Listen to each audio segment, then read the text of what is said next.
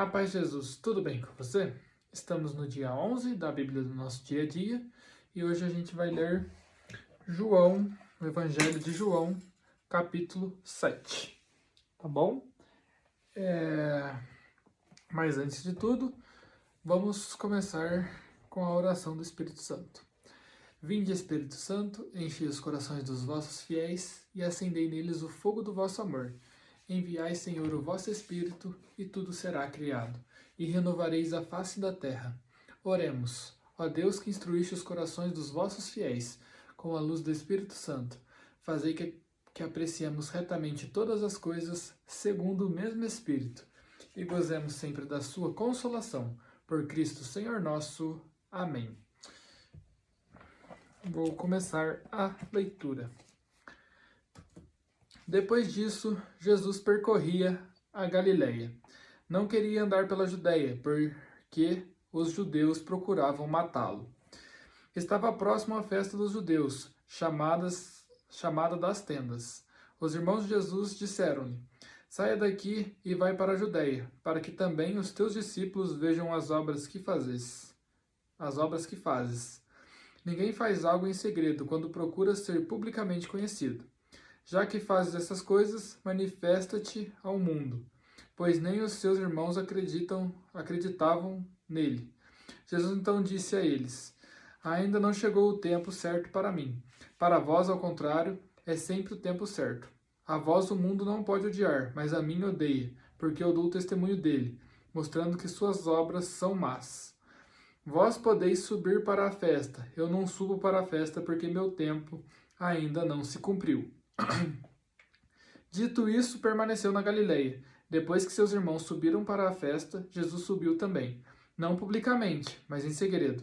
Os judeus, no entanto, o procuravam na festa e perguntavam onde ele está. Muito se murmurava a seu respeito. No meio do povo, uns diziam: Ele é bom, outros: Não, ele engana a multidão. Ninguém, entretanto, falava dele publicamente, por medo dos judeus. Lá pelo meio da festa, Jesus subiu ao templo e começou a ensinar. Os judeus comentavam admirados: Como ele é tão letrado, sem nunca ter recebido instrução? Jesus respondeu: O meu ensinamento não vem de mim mesmo, mas daquele que me enviou. Se alguém quiser fazer-lhe a vontade, saberá se meu testemunho é de Deus ou se falo por mim mesmo. Quem fala por si mesmo procura a sua própria glória, mas quem procura a glória daquele que o enviou é verdadeiro e nele não há falsidade. Moisés não vos deu a lei, no entanto nenhum de vós cumpre a lei. Por que procurais matar-me? A multidão respondeu: Tu tens um demônio. Quem é que te quer matar? Jesus replicou: Fiz uma obra só, e vós todos ficastes espantados. Moisés vos deu a circuncisão, embora ela não venha de Moisés, mas dos patriarcas. Por isso fazei a circuncisão mesmo no dia de sábado. Então se pode receber a circuncisão no dia de sábado, para não faltar com a lei de Moisés? Por que estáis indignado comigo, por ter curado um homem todo em dia de sábado? Não julgueis pelas aparências, julgai de acordo com a justiça. Alguns de Jerusalém diziam: Não é este a quem procura matar? Olha, ele fala publicamente e ninguém lhe diz nada. Será que os chefes reconheceram que realmente ele é o Cristo? Mas este nós sabemos de onde é. O Cristo, quando vier, ninguém saberá de onde é. Enquanto, pois, ensinava no templo, Jesus exclamou: Sim, vós me conheceis e sabeis de onde eu sou. Ora, eu não vim por conta própria. Aquele que me enviou é verdadeiro, mas vós não o conheceis.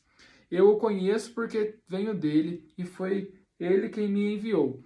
Eles procuravam então preendê-lo, mas ninguém lhe pôs as mãos, porque ainda não tinha chegado a sua hora.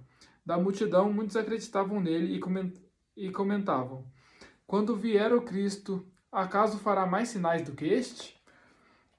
Os fariseus perceberam que a multidão murmurava tais coisas a respeito de Jesus. Os sumos sacerdotes e os fariseus mandaram então guardas para prendê-lo.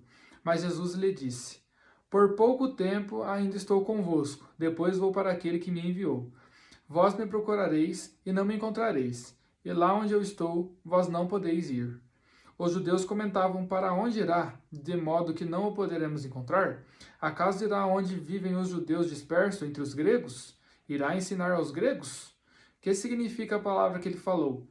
Vós me procurais e não me achareis? E, lá onde eu estou, vós não podes ir.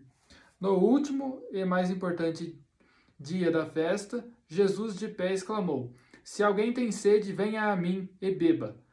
Quem crê em mim, conforme diz a Escritura, do seu interior correrão rios de água viva. Ele disse isso falando do Espírito que haviam de receber os que acreditassem nele, pois não havia ainda o Espírito, porque Jesus ainda não fora glorificado. Ouvindo estas palavras, alguns da multidão afirmavam: verdadeiramente ele é o profeta. Outros diziam: ele é o Cristo. Mas outros discordavam: o Cristo pode vir da Galileia? Não está na Escritura que o Cristo será da descendência de Davi e virá de Belém, o povoado de Davi? Surgiu assim uma divisão entre o povo por causa dele. Alguns queriam prendê-lo, mas ninguém lhe pôs as mãos. Os guardas então voltaram aos sumos sacerdotes e aos fariseus, que lhes perguntaram: por que não o trouxestes? Responderam: ninguém jamais falou como este homem. Os fariseus disseram a eles: vós também vos deixastes iludir? Caso algum dos chefes ou dos fariseus acreditou nele?